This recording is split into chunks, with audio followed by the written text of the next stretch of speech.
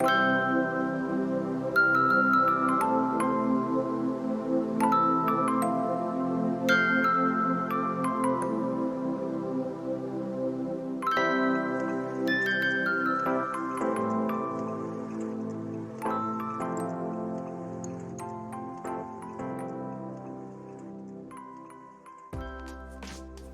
endocitosis es un mecanismo de transporte activo por medio del cual las células ingieren diferentes clases de moléculas. Los principales tipos de endocitosis son fagocitosis, endocitosis mediada por receptores y pinocitosis. La fagocitosis es la ingesta de partículas sólidas relativamente grandes, tales como microorganismos, partículas insolubles, células dañadas y restos celulares. En este proceso, la membrana plasmática emite extensiones llamadas pseudópodos que envuelven al material por ingerir, lo introducen y forman una vesícula llamada fagosoma, que se desprende de la membrana para incorporarse al citosol. A continuación, el fagosoma se fusiona con un lisosoma, cuyas enzimas hidrolíticas degradan el material fagocitado. A la vesícula formada por la unión de un fagosoma y un lisosoma se le llama fagolisosoma. Los eucariontes unicelulares, como los protozoarios, se alimentan mediante fagocitosis. En la especie humana, la fagocitosis es un medio tanto de defensa contra microorganismos invasores, por ejemplo, bacterias, como de eliminación o reciclaje de restos celulares, y es realizada por células fagocíticas llamadas macrófagos y neutrófilos. En la fagocitosis, todo el material que entra a la célula termina en los lisosomas para su degradación, y los resultantes fragmentos de desecho se eliminan mediante exocitosis. La endocitosis mediada por receptores es un proceso selectivo en el que la célula incorpora solo macromoléculas identificadas por receptores de membrana específicos. Este mecanismo es el tipo más común de endocitosis en las células animales. El proceso mejor caracterizado de endocitosis mediada por receptores es aquel que ocurre con la formación de vesículas revestidas de una proteína llamada clatrina. En este proceso, las macromoléculas que se van a ingerir se adhieren a los receptores específicos situados en la superficie celular. Estos receptores son proteínas transmembrana que por su lado extracelular se unen a las macromoléculas ya mencionadas y por el lado citosólico se adhieren a una cubierta de clatrina.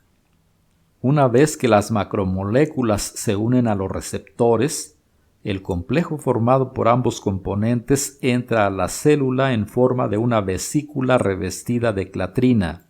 Cuando esta vesícula se desprende de la membrana plasmática y se libera en el espacio intracelular, se elimina la cubierta de clatrina. A continuación, la vesícula que aún transporta a los receptores y a las macromoléculas se fusiona con la membrana de un organelo llamado endosoma. Dentro del endosoma se produce la separación de las macromoléculas y los receptores. Luego, los receptores regresan a la membrana dentro de vesículas derivadas del endosoma, llamadas endosomas de reciclaje. Por otro lado, el endosoma con las macromoléculas ingeridas se desplaza hasta encontrarse y fusionarse con un lisosoma, cuyas enzimas hidrolíticas degradan a las moléculas internalizadas.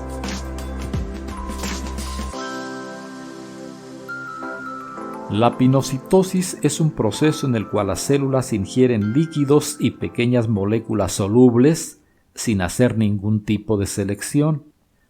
Todas las células eucarióticas ingieren continuamente líquidos y moléculas por pinocitosis.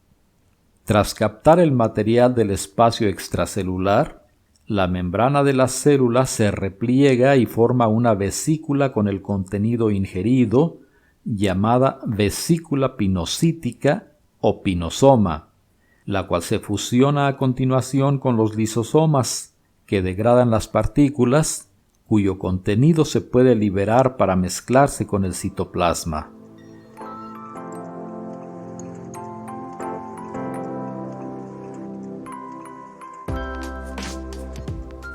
La exocitosis o secreción celular es el proceso por el cual las células expulsan moléculas grandes a través de vesículas que se fusionan con la membrana plasmática para ser usadas por la propia célula o por otras células en diferentes procesos biológicos. Las vesículas se producen principalmente en el aparato de Golgi, pero también pueden provenir de otros compartimentos, como los endosomas. Existen dos tipos de exocitosis: constitutiva y regulada. La exocitosis constitutiva se realiza en todas las células y sirve para la liberación de componentes de la matriz extracelular o solo para transportar proteínas de la membrana recién sintetizadas que son incorporadas a la membrana plasmática después de la fusión de la vesícula de transporte. La exocitosis regulada, a su vez, es un proceso que realizan las células especializadas en la secreción. En este caso, los productos moleculares no se quedan en la periferia de la célula, sino que se expulsan al espacio extracelular. Esto sucede, por ejemplo, en las neuronas, las células del epitelio digestivo y las células beta pancreáticas, que secretan neurotransmisores, enzimas digestivas e insulina, respectivamente.